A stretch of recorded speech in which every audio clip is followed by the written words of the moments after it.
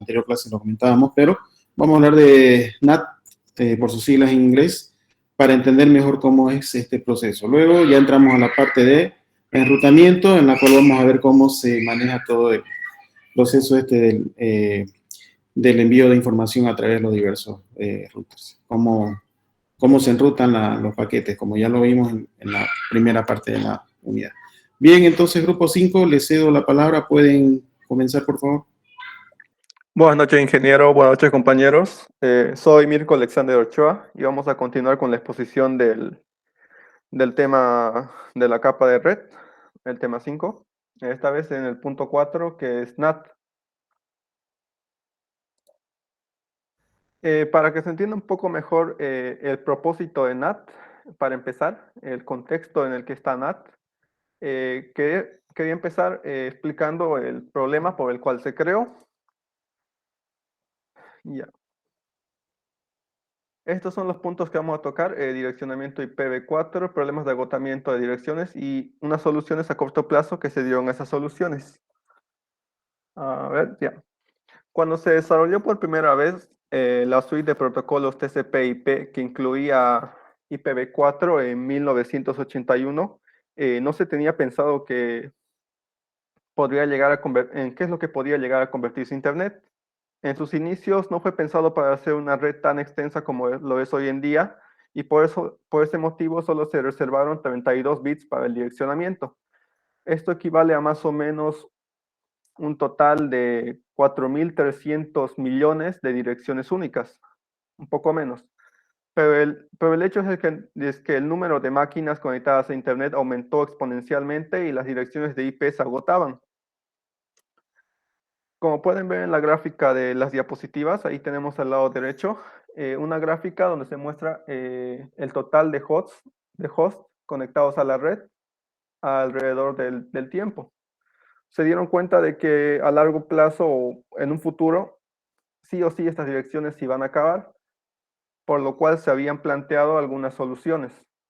La primera de esas soluciones era CIDR, que es el enrutamiento entre dominios sin clase, que nos permitía agrupar una serie de direcciones continuas en bloques.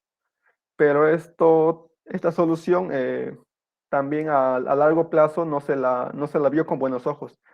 Otra vez se dieron cuenta de que tarde o temprano se iban a agotar, por lo cual se creó otra solución a corto plazo, que sería la reutilización de direcciones, que complementa a CIDR o incluso la hace innecesario.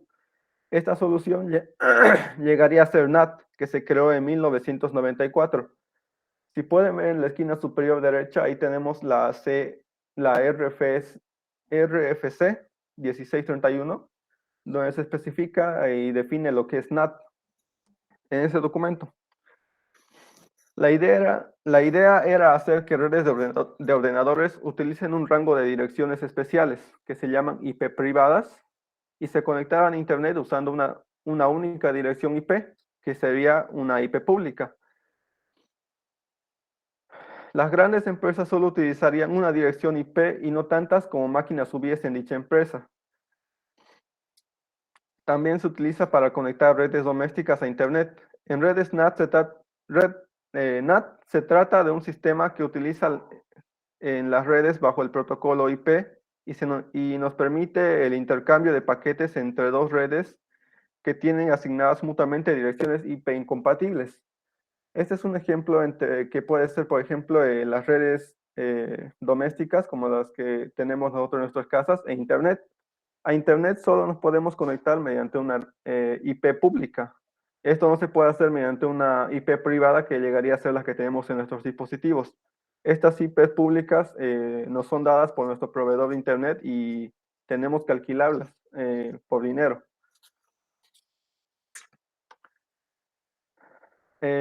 Al siguiente punto.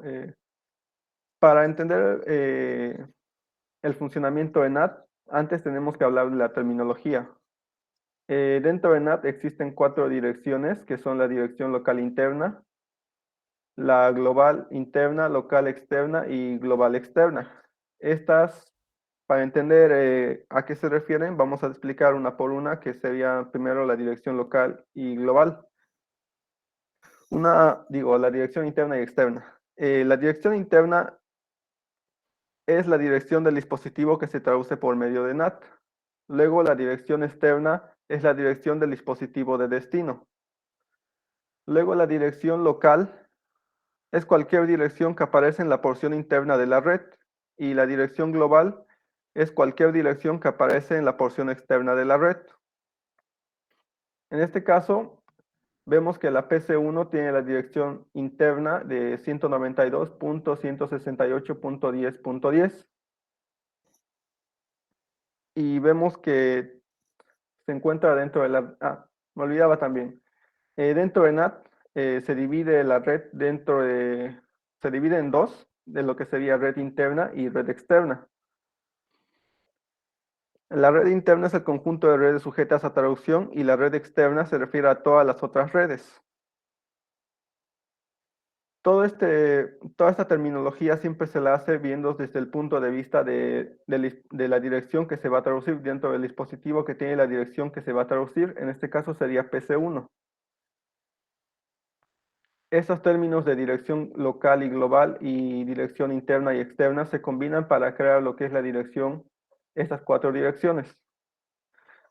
Tenemos la dirección local interna, que es la dirección de origen vista desde el interior de la red. En la ilustración, la dirección IPv4 192.168.10.10 se asignó a la PC1 y esta es la dirección local interna de PC1.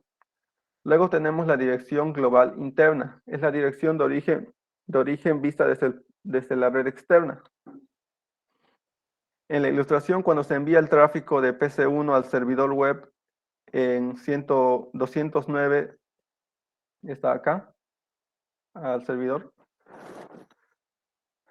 R2 traduce la dirección local interna a una dirección global interna. En este caso, R2 cambia la dirección de origen de 192.168.10.10 a 209.165.200.266.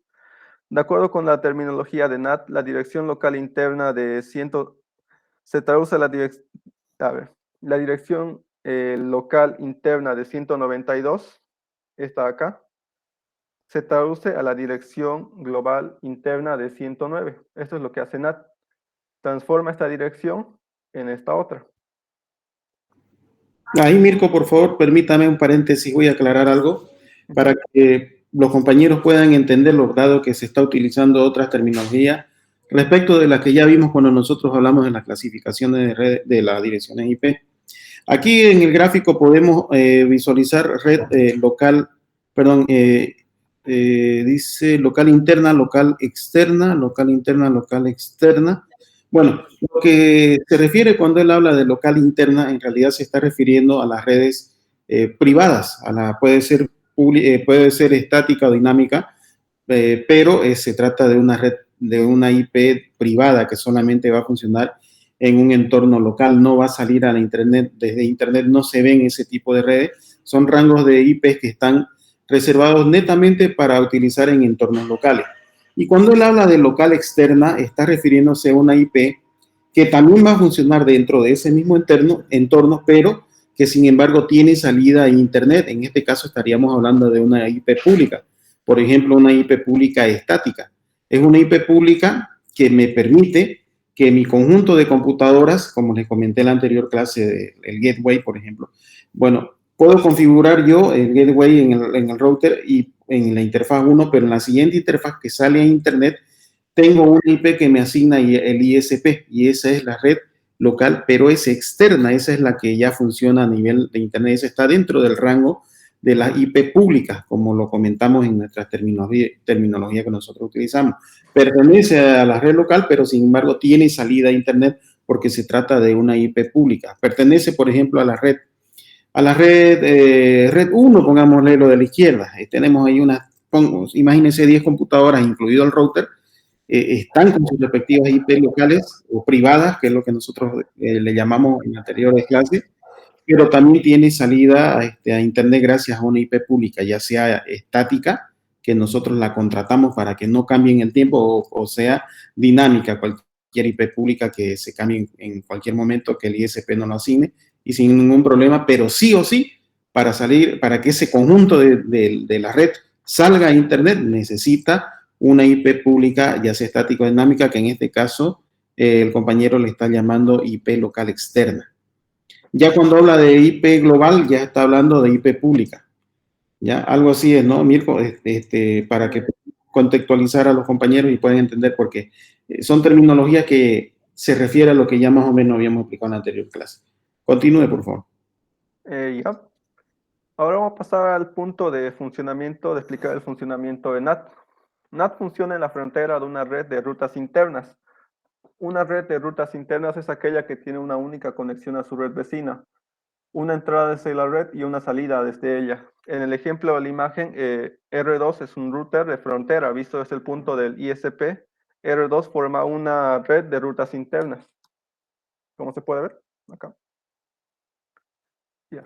Cuando un dispositivo dentro de la red de rutas internas desea comunicarse con un dispositivo fuera de su red, el paquete se reenvía al router de frontera y el router de frontera realiza el proceso de NAT, es decir, traduce la dirección privada interna del dispositivo a una dirección pública externa y enrutable. Acá tenemos esta animación, donde se puede ver. El primer punto que podemos ver aquí es que la PC1 envía un paquete dirigido al servidor web. R1 reenvía el paquete a R2. Cuando el paquete llega a R2, que es el router que está configurado con NAT, lee la dirección IPv4 de origen del paquete para determinar si éste cumple con los criterios especificados para la traducción. En este caso, la dirección IPv4 de origen cumple con los criterios y se traduce de la dirección 192.168.10.10, que sería su dirección local interna, a 209.165.200.226, que sería la dirección global interna. Luego R2 agrega esta asignación de direcciones local a global en la tabla de NAT. ¿Sí se puede ver aquí la tabla? Luego R2 envía el paquete con la dirección de origen traducida hacia el destino. El servidor web responde con un paquete dirigido a la dirección global interna de PC1, que sería la 109.165.200.226. Y R2 recibe el paquete con la dirección de destino, 209.165.200.226. Revisa la tabla de NAT y encuentra una entrada para esta asignación. R2 usa esta información y traduce la dirección global interna de 209, etcétera, etcétera, a la dirección local interna de 192. Y el paquete es en 192, etcétera, etcétera, y el paquete se reenvía a la PC1. En este punto tengo un video que explica un poco, con un ejemplo, el funcionamiento de NAT. Si me permite, ¿puedo compartirlo? Ahora tengo, Mirko, sí, lo vamos a compartir. ¿Puedes darle pausa a la imagen ahí cuando muestra la tabla? Ahí. A ver, un momento. Ahí quedó pausada. Perfecto. Bien, la explicación que nos ha dado Mirko está haciendo una traducción, hablando en términos de redes, de lo que es la salida de una información que sale desde una computadora con una IP privada y atraviesa todo el camino y en algún momento se traduce y hace la transformación de información privada hacia salida pública y llega hasta el servidor. Ahí en la tabla que vemos, justo encima del router 2, R2, ese dibujito representa un router por si acaso. Podemos ver donde dice global interna, está refiriéndose a la IP que se le asignó al router 2, pero en la interfaz izquierda, pongámosle que es la interfaz 1. En el enchufe izquierdo, si quieren entenderlo, a eso me refiero cuando hablo de la interfaz. Puede ser fibra óptica, puede ser a través de cable UTP, por ejemplo, cualquier medio de transmisión, está conectado a ese router por el lado izquierdo. Y en el lado izquierdo, ese punto, esa interfaz tiene la IP 209.165.200.226. Y el mismo router, el R2, en la interfaz derecha, en ese enchufecito derecho donde va el cable, que conecta ya hacia Internet, hacia el ISP, tiene asignada una IP pública que está funcionando con 209.165.201.1. De esa manera hace la conversión desde lo que viene de la izquierda, desde una red privada, hacia una red pública o local, perdón, a una red externa. Global externa ya es la IP que tiene el servidor de YouTube. En este caso está poniendo la IP como ejemplo de YouTube, la 209.165.201.1, hace referencia a un servidor que brinda servicio de video, como conocemos todo el mundo, YouTube. Recibe la solicitud y hace nuevamente la respuesta, como hemos visto en el viaje, atraviesa todas las interfaces de R2, pasa por R1 y la información que era pública pasa a nivel privado y le llega a la computadora que está dentro de una red local. Así es como funciona lo que es el nateo. Muéstrenos el video, Mirko. Ya. Un momento, voy a dejar de compartir.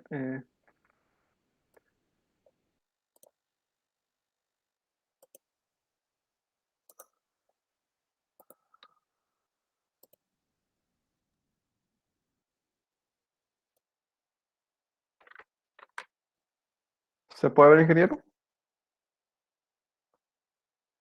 Sí, se puede ver. Dele play. Ya. Por lo tanto, el funcionamiento de NAT es el siguiente. Si un cliente quiere hacer una solicitud, una petición hacia un servidor, por ejemplo, hacia Facebook, vamos a suponer que esta dirección IP es la de Facebook. Si este cliente se quiere comunicar con el servidor de Facebook, él no lo va a poder hacer directamente, sino que tiene que pasar por medio de un router. ¿Por qué? Porque como el cliente tiene la dirección 192.168.1.10, esta dirección es privada y esta dirección es pública. Entonces lo que tiene que hacer el dispositivo del cliente es lo siguiente: él tiene que hacer una solicitud al router por medio de una dirección privada y el router tiene que guardar dicha dirección IP y realizar la consulta hacia Internet. Cuando él realiza la consulta hacia Internet, lo hace por medio de una red pública. Es decir, que lo que hizo el router aquí fue hacer una traducción de direcciones IP. Cuando el servidor de Facebook recibe dicha solicitud, él la tiene que devolver nuevamente por una red pública y enviarla al router. Y el router después lo que tiene que hacer es volverle a enviar al cliente por medio de una IP privada. ¿Qué quiere decir? Que el origen va a ser el dispositivo del cliente y que el destino va a ser el servidor, que en este caso dijimos que era Facebook. Pero este va a ser el origen y el destino en la red LAN, porque cuando el cliente ya envió la petición al router y el router tiene que comunicarse con el servidor, lo tiene que hacer por medio de una red WAN. Y cuando lo hace por medio de la red WAN, cuando hace la petición, el origen va a cambiar. Antes era el dispositivo del cliente, ahora la dirección IP va a ser la dirección pública que tiene el router asignado. Y el destino pues va a ser el mismo, que va a ser el servidor de Facebook en este caso. Este es el origen y el destino, tanto en red privada como en pública, cuando se hace la petición. Cuando el servidor responde a la solicitud, el origen siempre va a ser el mismo, que va a ser el servidor, siempre va a ser lo mismo, tanto en una red privada como en la pública, pero el destino va a cambiar. El primer destino va a ser la IP pública que tiene el router asignado. Cuando el router ya recibe dicha solicitud, el destino cambia a la dirección privada que tiene el dispositivo del cliente. Este era el video, ingeniero. Muy buena la explicación, muy clara. El video le voy a pedir que me lo coloque ahí en el Google Drive para que yo lo pueda compartir en la plataforma de clase. Oh, listo, ingeniero. Igual está en la diapositiva el enlace, por si los compañeros quieren igual verlo. Ya. El enlace al video, pero póngamelo el video para que yo lo suba, es mejor. Ya. Ya, continúe, por favor. Ya. Bueno, hasta este punto yo creo que tenemos entendido de cómo es el funcionamiento de NAT y probablemente se estén preguntando ¿y qué pasa con las direcciones IPv6? Ese es el punto que sigue. Todo lo que explicamos hasta ahora solo es válido para las direcciones de IPv4. Y como mencionamos antes, IPv6, NAT, se creó para solucionar el problema de agotamiento de direcciones. Dentro de IPv6 ya no existe ese problema, ya que IPv6 nos permite tener un gran número de direcciones. Hay un dato curioso que encontré que decía que por cada milímetro cuadrado de la superficie de tierra existe 667.000 billones de direcciones disponibles. Así que eso hace que NAT para las direcciones IPv6 sean innecesarios. Y NAT para IPv6 se usa en un contexto muy distinto. Las variedades de NAT para IPv6 se usan para proporcionar acceso de manera transparente entre redes IPv6 y redes IPv4. No se utiliza como forma de traducción de direcciones IPv6 privadas a IPv6 globales. Lo ideal es que IPv6 se ejecute de forma nativa siempre que sea posible, es decir, en dispositivos IPv6 que se comuniquen entre sí a través de redes IPv6.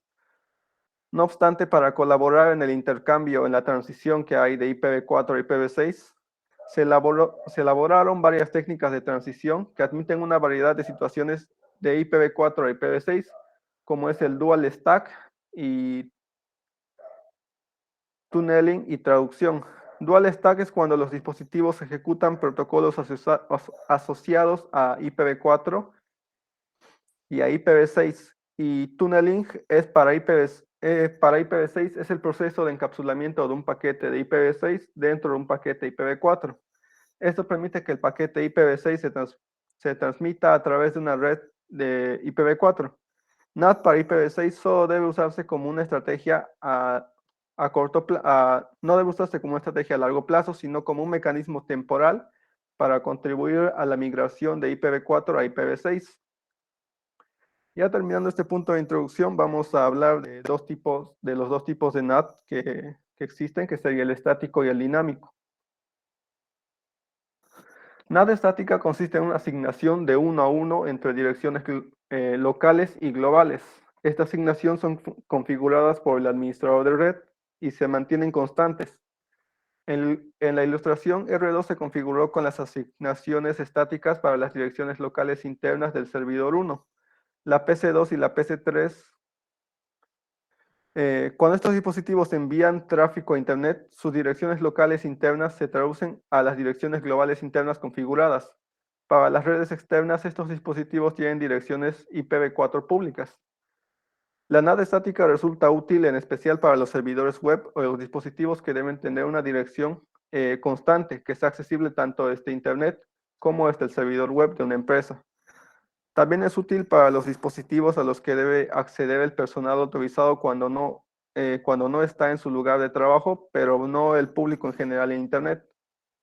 Por ejemplo, un administrador de red puede acceder a la dirección global interna del servidor 1, en este caso 209.165.200.226, desde la PC4 mediante SSH. El router 2 traduce esta dirección global interna a la dirección local interna y conecta la sesión del administrador al servidor 1. NAT estática requiere que haya suficientes direcciones públicas disponibles para satisfacer la cantidad total de sesiones de usuarios simultáneamente. En este punto igual tengo un video que explica de manera un poco más gráfica lo que es la NAT estática. ¿Puedo compartirlo, ingeniero? Sí, por favor. Ya. A ver.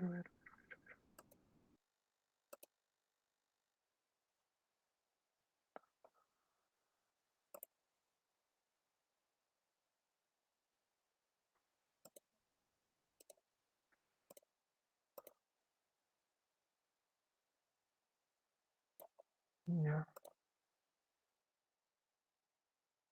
¿Se puede ver?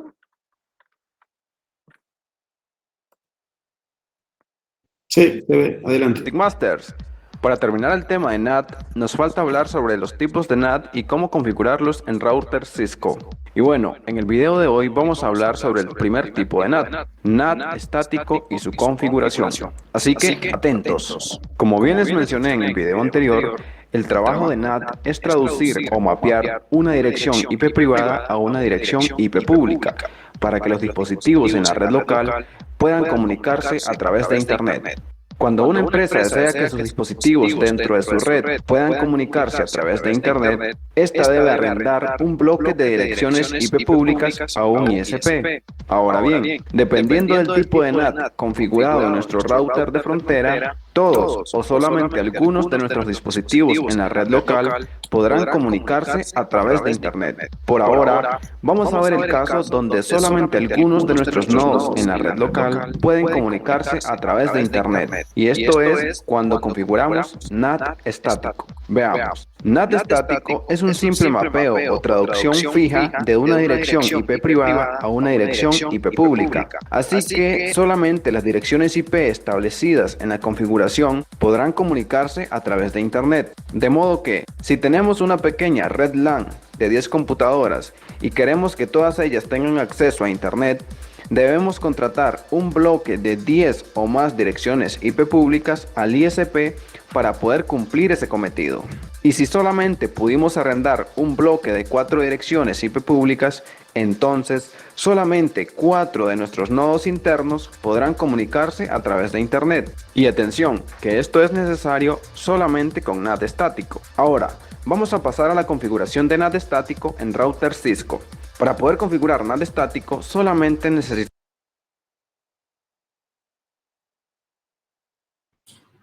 Así sería el video. El resto es una ya explica cómo configurar NAT, pero creo que esto ya es tema del próximo semestre, si no me equivoco. Está bien, de todos modos, luego vamos a colocar el video también, este me lo va a pasar para ponerlo en la plataforma. Ok, ingeniero.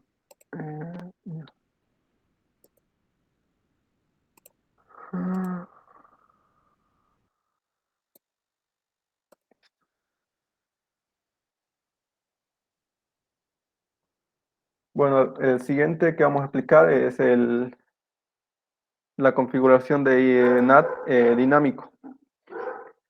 La NAT dinámica utiliza un conjunto de direcciones públicas y las asigna según el orden de llegada. Cuando un dispositivo interno solicita acceso a una red externa, la NAT dinámica asigna una dirección IPv4 pública disponible dentro del conjunto.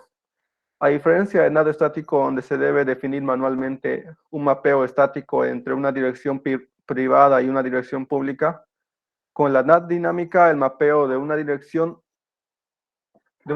local a una dirección global sucede dinámicamente.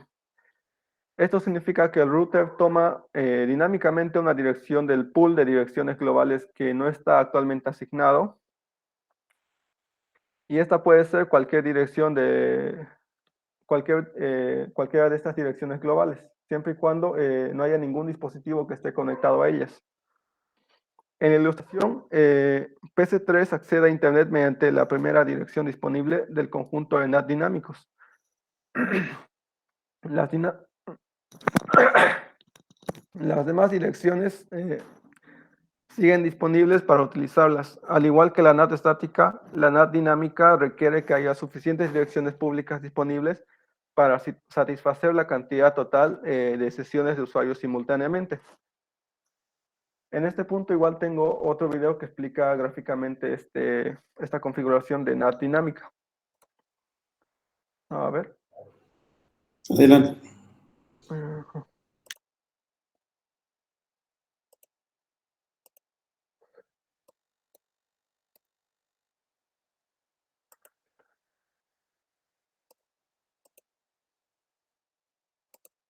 En este video continuaremos hablando de NAT, pero en esta ocasión de NAT dinámico, así que atentos.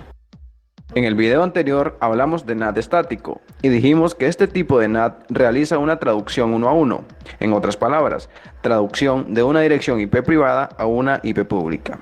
Ahora, NAT dinámico se parece mucho a NAT estático, en el sentido que este tipo de NAT realiza una traducción uno a uno, al igual que el primero.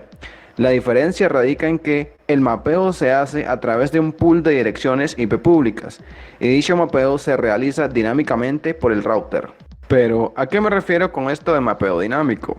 Vean, imaginemos que contratamos un bloque de 8 direcciones públicas al ISP, pero en nuestra red tenemos 100 computadoras que necesitan conectarse a Internet.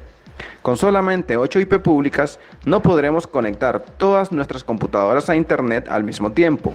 Entonces, ¿qué es lo que hace NAT dinámico? Pues irá asignando una IP pública a cada comunicación que le llegue de su red LAN y realiza el mapeo por orden de llegada. Así, si en un mismo momento llegan 6 paquetes de 6 computadoras distintas con intención de viajar por Internet, asignará una IP pública a cada comunicación. Entonces, si nuestro router contaba con solamente 8 IP públicas, ahora solo tendrá 2 IP disponibles para 2 computadoras más. Y una vez que las 8 IP públicas han sido utilizadas, ya no habrá manera de que ninguna otra computadora pueda conectarse a Internet, hasta que alguna o todas las computadoras que estaban utilizando las IP públicas dejen de utilizarlas. Por ejemplo, si una de las 8 computadoras que mantenían comunicación a través de Internet deja de comunicarse, entonces la IP pública asignada a esa computadora quedará libre para poder ser utilizada por otra computadora que la necesite. Entonces, con el mapeo dinámico nos referimos a la función que realiza el router de mapear una IP privada a una IP pública cada vez que cualquier computadora necesite comunicarse a través de Internet, y también de liberar dichas direcciones IP públicas después de cierto tiempo de no ser utilizadas por la misma computadora que inicialmente la utilizó. Si se dan cuenta, en NAT estático igual se hace un mapeo uno a uno. Sin embargo, nosotros los administradores configuramos manualmente el mapeo en el router. En otras palabras, le indicamos explícitamente al router que X dirección IP privada deberá traducirla a Y dirección IP pública. Y sin importar si la computadora configurada con la IP privada X necesita o no comunicarse a través de Internet, el mapeo jamás variará. Es decir, la IP pública Y siempre estará mapeada a la IP privada X. En NAT dinámico, una IP pública no está casada, por así decirlo, con una IP privada, pues el mapeo irá cambiando dinámicamente según las necesidades de los nodos en la red. Y puede que inicialmente la IP pública A esté mapeada a la IP privada B, pero cuando B deje de comunicarse vía Internet, esa misma IP pública A podrá mapear a otra IP privada C. Espero que tanta palabrería me haya servido para explicarme bien. Ahora vamos a pasar a los pasos para configurar NAT dinámico. Les advierto que para configurar este tipo de NAT necesitan crear una lista de control de acceso, de modo que si no conocen de esto último, quizá no entiendan del todo el proceso, a pesar. Era hasta ahí el video. El resto también explica cómo se configura NAT dentro de los routers. Igual lo vamos a poner en la plataforma. Incluso eso de la configuración de ACL les va a servir para Red 2, que es lo que comentamos cuando llevamos Superneting. Ya, Mirko, continúe, por favor. Ok.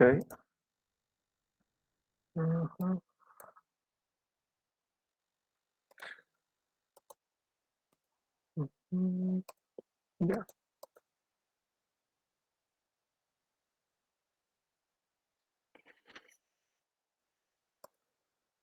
Ya, ahora sí. Bueno, con esto ya explicamos lo que es NAT estático y NAT dinámico. Y vamos a pasar al siguiente punto, que sería los tipos de NAT. Los dispositivos NAT no tienen un comportamiento uniforme y se ha tratado de clasificar su uso en diferentes clases. Y existen 4 tipos de NAT. Tenemos el NAT de cono completo. En este caso, NAT mapea la dirección IP y puerto interno a una dirección y puerto público diferentes. Una vez establecido, cualquier host externo puede comunicarse con el host de la red privada enviando los paquetes a una dirección IP y puerto externo, ya que ya haya sido mapeado. Esta implementación de NAT es la menos segura y la menos recomendable, ya que normalmente el cortafuegos del router estará desactivado y seremos vulnerables a ataques. Luego tenemos la NAT de cono restringido. Con esta variable, con esta variante, la IP y puerto externo de NAT son abiertos cuando el host de la red privada requiere comunicarse con una dirección IP específica, fuera de su red. NAT bloqueará todo tráfico que no venga de esta dirección IP específica, lo que la convierte en la opción más segura y recomendable.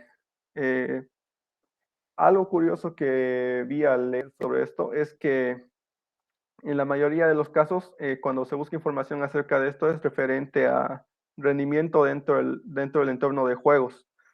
Este tipo de NAT la recomiendan cuando se juegan juegos en línea. Luego tenemos NAT de cono restringido de puertos. En una conexión restringida de puertos, NAT bloqueará todo el tráfico a menos que el host de la red privada haya enviado previamente tráfico a una IP y puerto específico. Entonces, solo en ese caso esa IP y puerto tendrán acceso a la red privada. Es la más segura, pero puede dar más problemas de conexión y afectar a la experiencia cuando se juega online. Por último, tenemos la NAT simétrica. En esta última modalidad, la traducción de direcciones IP privada a IP pública depende de la IP de destino donde se quiere enviar el tráfico. Ya para finalizar este punto 4, tenemos aquí un punto donde se ven las ventajas y desventajas de lo que es NAT. Dentro de las ventajas del uso de NAT, tenemos que la primera y más obvia es el ahorro de direcciones IPv4, que podemos conectar múltiples máquinas a una red de Internet usando una única dirección IP pública. Por otro lado, también tenemos la seguridad. Las máquinas conectadas a la red mediante NAT no son visibles desde el exterior, por lo que un atacante externo no podría averiguar si una máquina está conectada o no a la red. Luego tenemos el mantenimiento de la red. Solo sería necesario modificar la tabla de reenvío del router para desviar todo el tráfico hacia otra máquina mientras se lleva a cabo tareas de mantenimiento. Y también tenemos, por otro lado, las desventajas en NAT. Por un lado tenemos el checksum, TCP y UDP. El router tiene que volver a calcular el checksum de cada paquete que modifica. Por lo tanto, se necesita mayor potencia de computación. No todas las aplicaciones y protocolos son compatibles con NAT.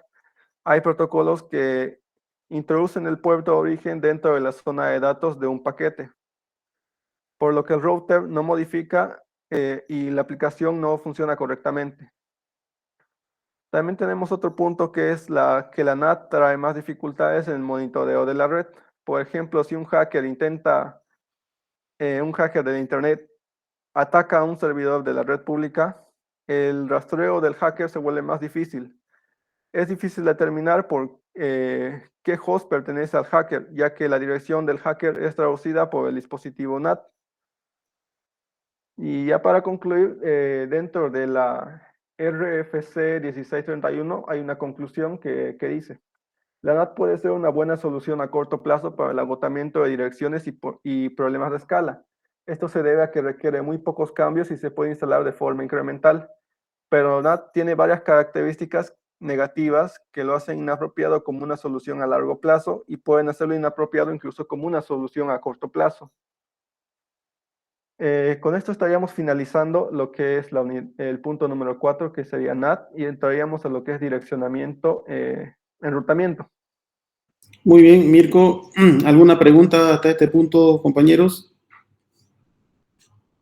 Vamos a entrar a la segunda parte de la unidad enrutamiento. Bueno, segunda parte no significa que sea la mitad de la materia, ya es un poco más corto. Lo vamos a ver más que todo a nivel teórico sobre cómo funcionan los diversos algoritmos de enrutamiento, cómo los routers toman la decisión por dónde tiene que enviar la información, ya sea por el ancho de banda más grande, por ejemplo, o ya sea por la distancia más corta. Existen diversos criterios que utilizan estos algoritmos, lo cual los hacen interesantes. Son los enrutamientos dinámicos. Los enrutamientos estáticos son los que se hacen de forma manual. Vamos a quedar entonces en este punto, Mirko. El día viernes ya nos adentramos y nos concentramos netamente en todo lo que es enrutamiento para finalizar ya la unidad. ¿Listo? Bueno, Listo, ingeniero. buenas noches. Hasta el viernes. Saludos, ingeniero.